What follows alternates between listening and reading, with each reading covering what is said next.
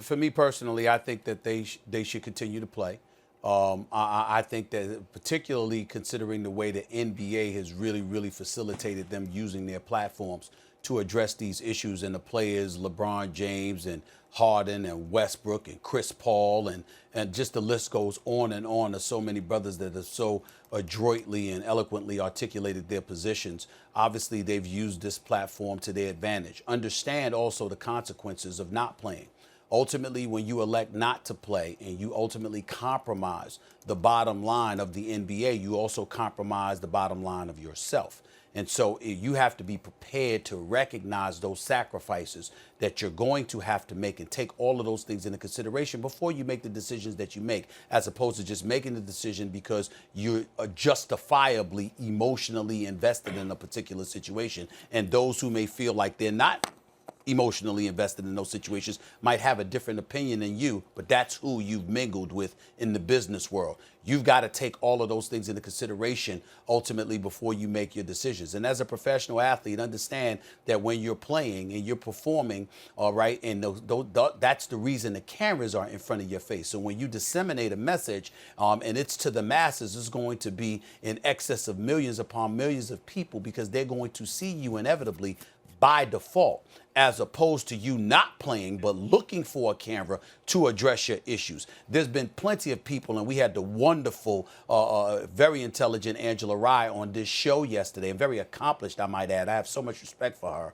She was on the show yesterday, and she was talking about how there are so many organizations out here that are doing so many things on behalf of the black populace and disenfranchised communities throughout this nation, because I brought up a black PAC, a black political action committee. And she said, instead of starting something new, because we're all quick to do that, how about contributing to organizations that already have the infrastructure and the foundation and the cachet and the resume to march forward and do things in a very substantial, substantive, and profound manner. And I thought that was a very salient point on her part. She was making a profound point in that regard. These are the kind of things you can do as professional athletes, particularly in the NBA and the NFL.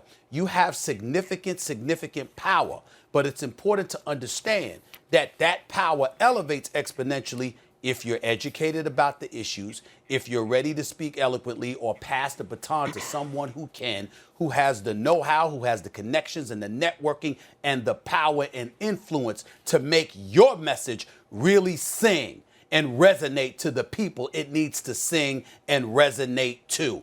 It's about making sure that we're effective and efficient in what we're trying to get across, as opposed to just giving lip service to particular issues because we're caught up in things emotionally. Because when the other side, whoever that other side may be, is able to lean on our emotions to challenge our facts, our knowledge, and they ultimately get to challenge the substance of our message. And that's how things historically have been quelled and squashed along the way. We have to make sure we don't give the opposition, again, whoever they may be, the cachet to do such things. And we do it by making sure that we're eloquent, we're consistent, and we're substantive in our message, and we connect ourselves to those who have the muscle to really swing that hammer and make things happen.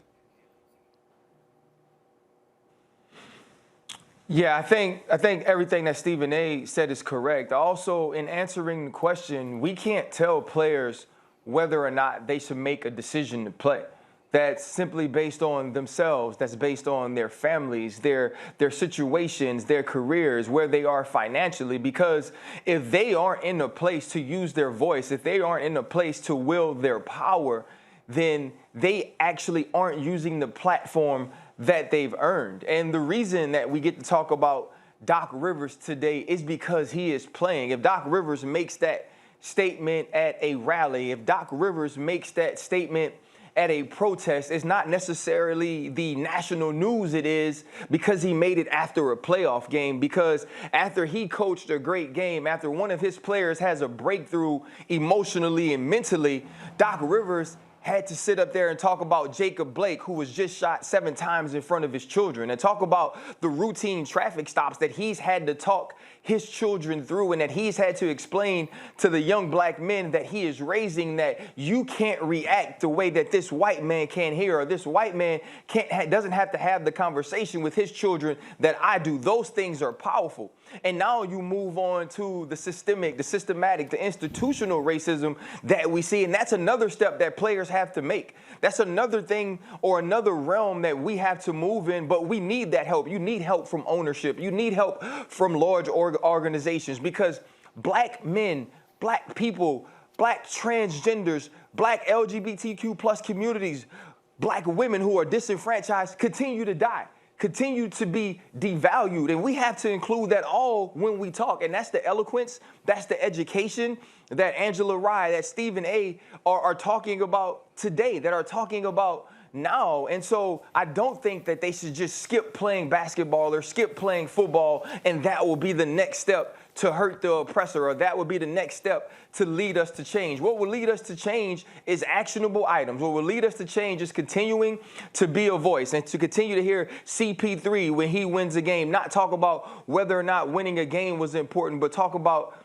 Jacob Blake, to get an opportunity to talk about Trayford Pellerin, who was shot in Lafayette, which is 45 minutes from my house. Danny Buckley, who was a homeless man shot in the parking lot of Trader Joe's here in Baton Rouge by a 24-year-old white man who just decided his life was of no value.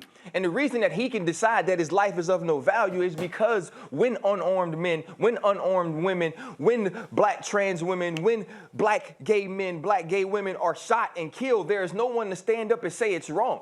Because we continue to say it's wrong, but there's no allies that say it's wrong. And when the allies say it's wrong, there's no change that comes from those voices. See, we have to start to get change. We have to start to look at the systems. And if we don't do that, then we are wrong. And so I don't think that they should stop playing. I think they should continue playing. They should continue using their voices. And I think I appreciate the NBA for allowing them to. I appreciate the Detroit Lions for allowing them to continue to be a voice, to continue to be heard. But we still haven't done enough.